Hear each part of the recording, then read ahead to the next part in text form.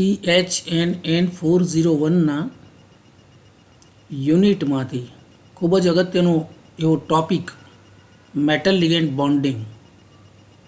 Metal ligand બોન્ડિંગના most IMP એમસીક્યુઝના part 6ના વિડીયોના રૂપમાં આજે આપણે ફરી એક વખત મળી રહ્યા છીએ. આશા રાખું છું કે મિત્રો મારા અગાઉના વિડીયોઝ આપ સર્વે મિત્રો ખૂબ જુઓ છો, એમાંથી ખૂબ શીખો છો, ભણો છો અને મને એ વાતનો આનંદ પણ છે કે હું આપ સર્વે મિત્રો માટે ખૂબ અગત્યની એવી માહિતી અને ખૂબ અગત્યના એવા એમસીક્યુઝ પ્રોવાઈડ કરી રહ્યો છું. તો આશા રાખું છું કે મિત્રો અગાઉના વિડીયોની જેમ જ આજનો આ વિડીયો પણ આપ સર્વે મિત્રો ખૂબ આવકારશો એવી અપેક્ષા સાથે શરૂ કરું છું. Metal ligand bonding for MSc semester 1. So most IMP ક્વેશ્ચન્સમાંનો આજનો પહેલો question number 1, the octahedral CONS363+ is. તો અહીંયા CONS363+નો ઓક્ટાહેડ્રલ કોમ્પ્લેક્સ જેમાં કોબાલ્ટની વેલેન્સ +3 છે. તો this octahedral complex is inert, labile, both, none of this. તો મિત્રો આમાંથી કરેક્ટ ઓપ્શન ઇનર્ટ છે, લેબાઇલ છે, બંને છે કે નન ઓફ ધીસ છે. તો CONS363+માં આપ જોશો તો ઇનર્ટ અને લેબાઇલ, કારણ કે ઇનર્ટ એટલે નિષ્ક્રિય, લેબાઇલ એટલે બહુ ચંચળ. તો આ બંને ટર્મ્સ છે કાઇનેટિક ટર્મ્સ છે, જ્યારે સ્ટેબલ અને ઇનસ્ટેબલ એ બંને થર્મોડાયનેમિક ટર્મ્સ છે. મિત્રો અહીંયા CONS363+ જે છે એ એક્વિયસ મીડિયમમાં જ્યારે લિગેન્ડ સબસ્ટિટ્યુશન રિએક્શન્સ અનુભવે છે, પ્રક્રિયા કરે છે, ત્યારે આ પ્રકારે આપણને CONS3માંથી COH263+ નામનું એક નવું કોમ્પ્લેક્સ મળે છે, રાઈટ. તો આ પ્રક્રિયા ઇનર્ટ છે કે લેબાઇલ કાઇનેટિકલી અને થર્મોડાયનેમિકલી સ્ટેબલ છે કે અનસ્ટેબલ એની માહિતી માટે થોડીક હિન્ટ આપણે જોઈ લઈએ. તો વિચ સબસ્ટિટ્યુશન એટલે કે આ રિએક્શન જે બતાવ્યું છે એમાં કોબાલ્ટ NH363+નો કોમ્પ્લેક્સ જે છે એ ઇનર્ટ છે કે લેબાઇલ એ નક્કી કરવા માટે અહીંયા ડેફિનેશન જોઈએ કે વિચ સબસ્ટિટ્યુશન પ્રોસીડ્સ સ્લોલી. જે વિસ્થાપન પ્રક્રિયાઓ ખૂબ ધીમેથી થતી હોય અથવા પ્રક્રિયા પૂરી થવા ઘણો સમય જોઈતો હોય તો એવી પ્રક્રિયાઓ ઇનર્ટ કોમ્પ્લેક્સિસ દ્વારા થતી હોય છે. એવી પ્રક્રિયાઓમાં પાર્ટિસિપેટ જે સંકીર્ણો છે એ ઇનર્ટ એટલે કે નિષ્ક્રિય હોય છે and therefore kinetically stable compound. Okay, kinetically ગતિકીય એ સ્થાયી છે, રાઈટ. જે ધીમેથી પ્રક્રિયા કરે છે એ inert complexes are therefore kinetically stable. Okay, ગતિકીય રીતે એ નિષ્ક્રિય છે. ઓકે, ત્યાર પછી અહીંયા જોઈ શકીએ છીએ આપણે it has N equilibrium constant 10⁻64. મિત્રો અહીંયા એનો ઇક્વિલિબ્રિયમ કોન્સ્ટન્ટ જે છે એ 10⁻64 જેટલો છે, જોઈ શકો છો. The large equilibrium constant suggest that the complex ion R is thermodynamically unstable. Okay, ગતિકીય રીતે સ્ટેબલ છે પણ થર્મોડાયનેમિકલી અનસ્ટેબલ છે. ઓકે, તો આવું સંકીર્ણ પ્રક્રિયા પૂરી કરવા માટે લગભગ 64 જેટલા ડેઝ લે છે, 60 to 64 ડેઝ. એટલે બહુ જ ધીમે એ પ્રક્રિયા કરે છે, રાઈટ. એટલે એવી પ્રક્રિયાઓને આપણે કરેક્ટ ઓપ્શન છે એ નિષ્ક્રિય પ્રક્રિયાઓ તરીકે ઓળખીએ છીએ. એવા સંકીર્ણો પણ નિષ્ક્રિય સંકીર્ણો તરીકે ઓળખાય છે. ઓકે, ત્યાર પછીનો question number 2, the labile complexes are stable, unstable, fast ligand replacing કે નન ઓફ ધીઝ. તો લેબાઇલ એટલે ચંચળ સંકીર્ણો, તો એની ડેફિનેશન જોઈ લઈએ. તો these are complexes which permit quick exchange of one or more ligands, right. તો જે લોકો ક્વિક એટલે કે ત્વરિત પ્રક્રિયા કરી શકતા હોય એવા સંકીર્ણો જે છે એને લેબાઇલ સંકીર્ણો તરીકે ઓળખવામાં આવે છે. તો આવા જે લેબાઇલ સંકીર્ણો છે એ option C quick ligand substitution એટલે કે લિગેન્ડ વિનિમય ખૂબ જ ઝડપથી કરે છે, એટલે ફાસ્ટ લિગેન્ડ રિપ્લેસિંગ કોમ્પ્લેક્સિસ તરીકે ઓળખાય છે. લેબાઇલ કોમ્પ્લેક્સિસ એ ફાસ્ટ લિગેન્ડ રિપ્લેસિંગ ખૂબ ઝડપથી લિગેન્ડ વિનિમય પ્રક્રિયા અનુભવે છે. So correct option is C. Then question number 3, with the increase in the value of CFSE. દોસ્તો ડી કક્ષકોનું વિભાજન થાય છે એટલે T2G અને EG વચ્ચેનું જે તફાવત છે that is known as CFSE delta તરીકે આપણે એને ઓળખીએ છીએ. સ્ફટિક ક્ષેત્રનું વિભાજન. તો એમાં જેમ જેમ વધારો થાય ઇન્ક્રીઝ ઇન ધ CFSEની વેલ્યુ જેમ વધતી જાય એમ activation energy will decrease, increase, does not change કે none of these. તો અહીંયા જોઈ શકીએ છીએ the inertness or lability depends upon the activation energy. Activation energy જે છે એને સંકીર્ણની લેબિલિટી કે સંકીર્ણની નિષ્ક્રિયતા એની સાથે સીધો સંબંધ છે. For example high activation energy impart inertness. Okay, inertness એટલે નિષ્ક્રિયતા. જે સંકીર્ણો નિષ્ક્રિય હોય છે એની એક્ટિવેશન એનર્જી ખૂબ જ વધુ હોય છે. વાઇલ લો એક્ટિવેશન એનર્જી ઇમ્પાર્ટ્સ લેબિલિટી. જે સંકીર્ણો લેબાઇલ હોય છે એ સંકીર્ણોમાં એક્ટિવેશન એનર્જી જે છે એ ખૂબ જ ઓછી હોય છે. Thus inertness or lability is determined by delta G એટલે મુક્ત શક્તિનો જે તફાવત છે એની ઉપર ડિપેન્ડ કરે છે. તો મિત્રો કરેક્ટ ઓપ્શન છે C, does not change.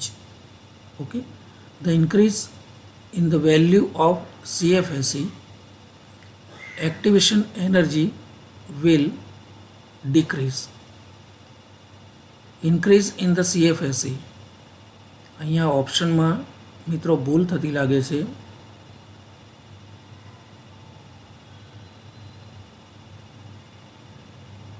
Right, ઓપ્શનમાં થોડીક ક્યાંક ભૂલ થતી લાગે છે. with the increase in the value of CFSE સ્ફટિક ક્ષેત્રની વિભાજનની જે વેલ્યુ છે ડેલ્ટા એમાં વધારો થાય તો activation energy will I think decrease હોવું જોઈએ. અહીંયા કરેક્ટ ઓપ્શન સી છે. So it will B corrected next videos. So I am sorry for this. Please weight four next video. Okay, then question number 4, the color of TiH2O6 3+ ion. મિત્રો TiH2O6 3+ જેમાં ટીઆઈની valence છે Ti+3 that is D1 system. એમાં ડીમાં એક electron બચે છે Ti+3 સિસ્ટમમાં. Okay, TiH2O6 3+ is a Ti+3 is D1 system. તો D1 સિસ્ટમના આ TiH2O6 3+ના કોમ્પ્લેક્સનો રંગ જે છે દ્રાવણનો રંગ એ ગ્રીન છે, રેડ છે, યલો છે કે પર્પલ છે. તો મિત્રો અહીંયા આપ જોઈ શકો છો કે TiH2O6 3+ એમાં Ti+3 છે. રાઈટ, એટલે D1 પ્રણાલી છે. એની પાસે ડી કક્ષકમાં એક જ ઇલેક્ટ્રોન છે જે ગ્રાઉન્ડ સ્ટેટમાં T2Gમાં છે.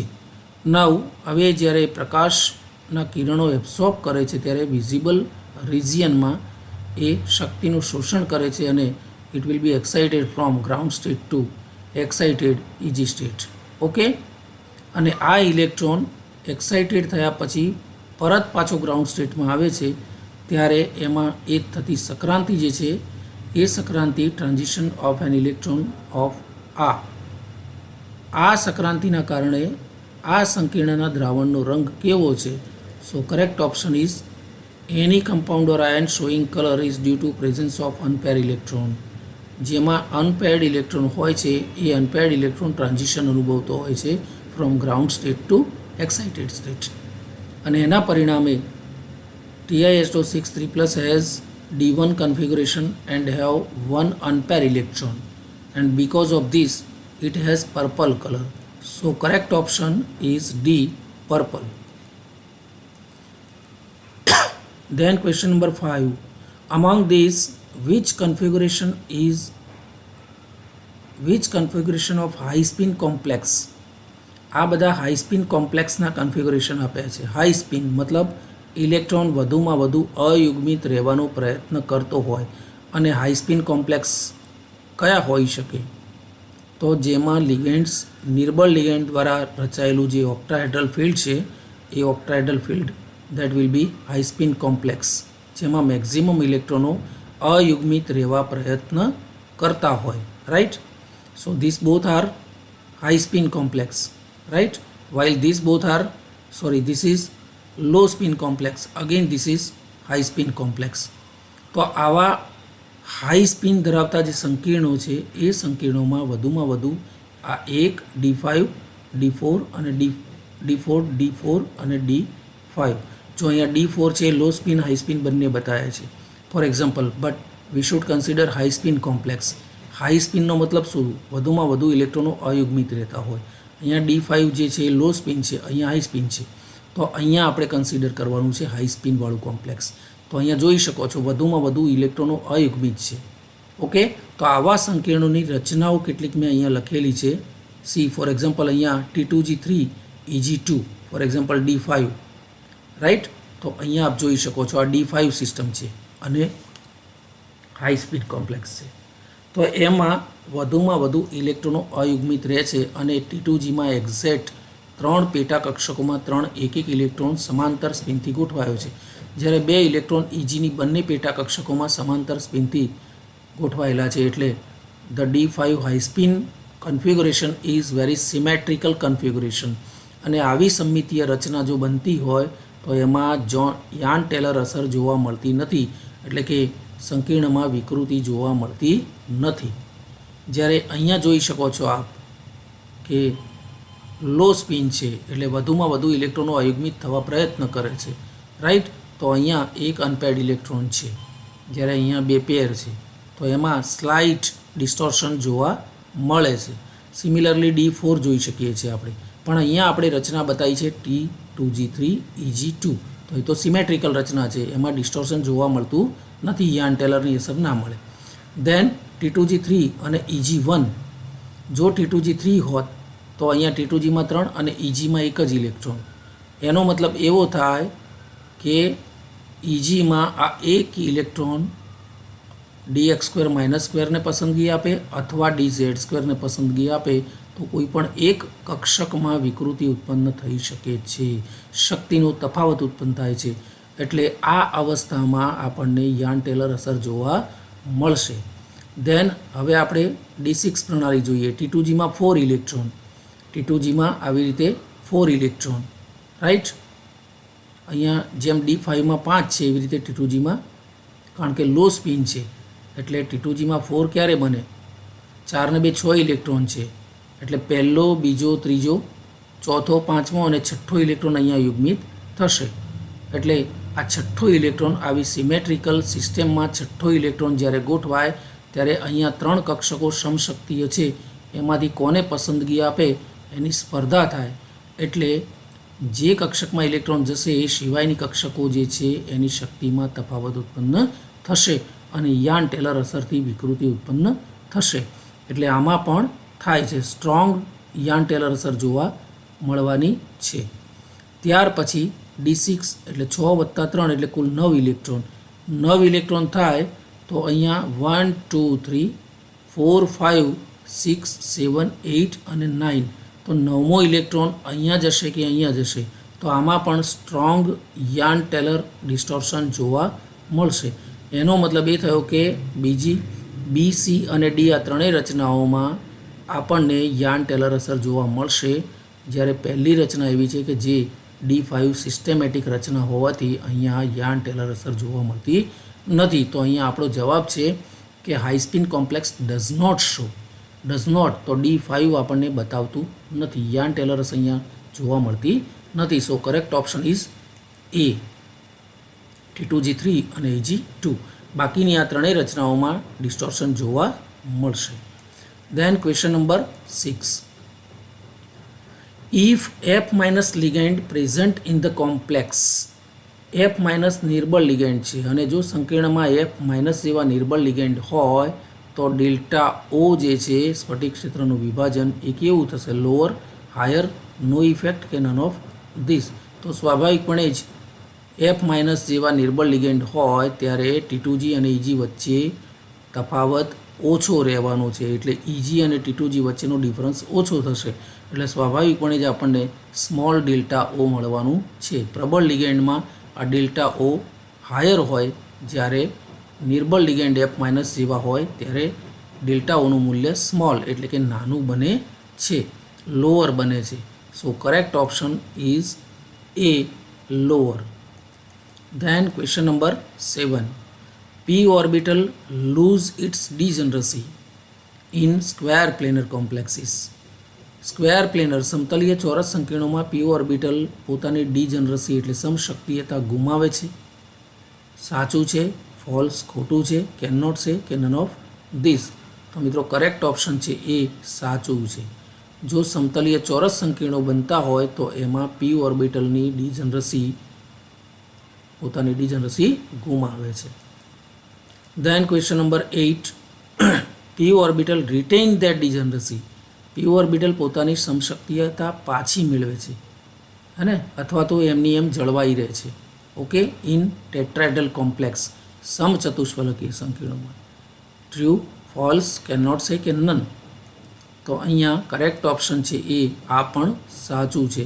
જો ટેટ્રાહેડ્રલ કોમ્પ્લેક્સનું નિર્માણ થાય તો P ઓર્બિટલની ડીજનરસી રિટેન થાય છે, એટલે કે જળવાઈ રહે છે. ત્યાર પછીનો ક્વેશ્ચન છે question 9. Low spin complex with electronic configuration આ. 6 અને 3 9 ઇલેક્ટ્રોન છે, T2Gમાં 6 અને EGમાં 3. બરાબર, તો આ સિસ્ટેમેટિક રચના છે, સિમેટ્રિકલ રચના છે. T2Gમાં 6 એટલે ત્રણેય પેટા કક્ષકોમાં 2 ઇલેક્ટ્રોન ગોઠવાઈ ગયા છે. EGમાં સિમેટ્રિકલી એક ઇલેક્ટ્રોન સિંગલ પેરથી ગોઠવાય છે. So it is symmetrical structure for this low spin complex. તો આવી રચનામાં યાન ટેલર અસર જોવા મળશે કે નહીં, અને અથવા બતાવે છે, યાન ટેલર અસર દર્શાવે છે. Is it true, false, can not say, none of this? તો કરેક્ટ ઓપ્શન છે એ, આ સાચું છે. જોઈએ, ફરી એક વખત ચેક કરી લઈએ. તો અહીંયા T2Gમાં 6 અને EGમાં 3, કુલ 9 ઇલેક્ટ્રોન છે, એટલે 6 અને 3 9 ઇલેક્ટ્રોન.